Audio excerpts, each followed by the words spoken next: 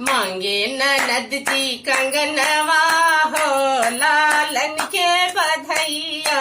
मांगे ननद जी कंगनवा हो काजल के लगैया।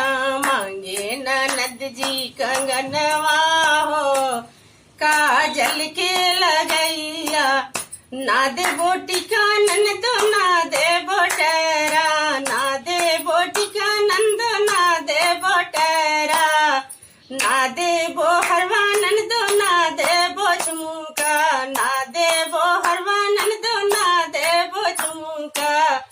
ना दे बो एक गहनवा हो काजल के लगैया। ना दे बो एक गहनवा हो काजल के लगैया। मांगे ननद जी कंगनवा हो काजल के लगैया। मांगे ननद जी कंगनवा हो काजल के लगैया।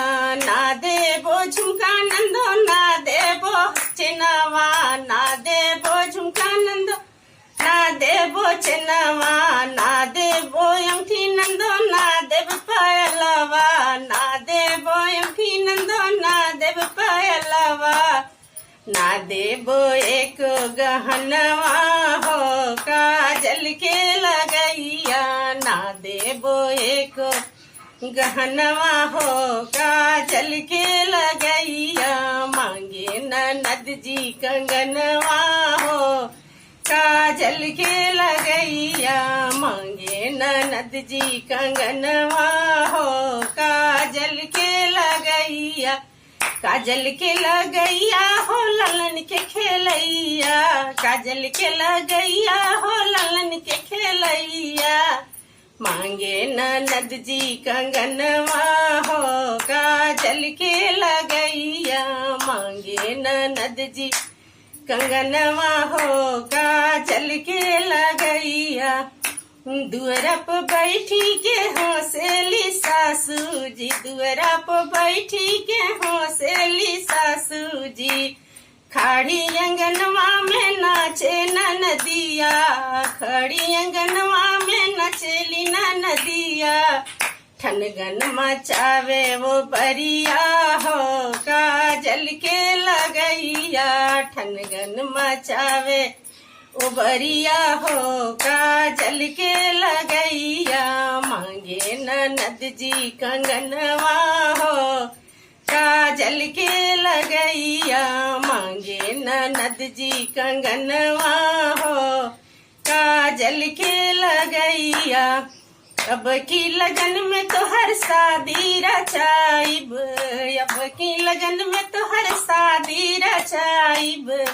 शादी रचाई तोहके ससुरा भेजाइब।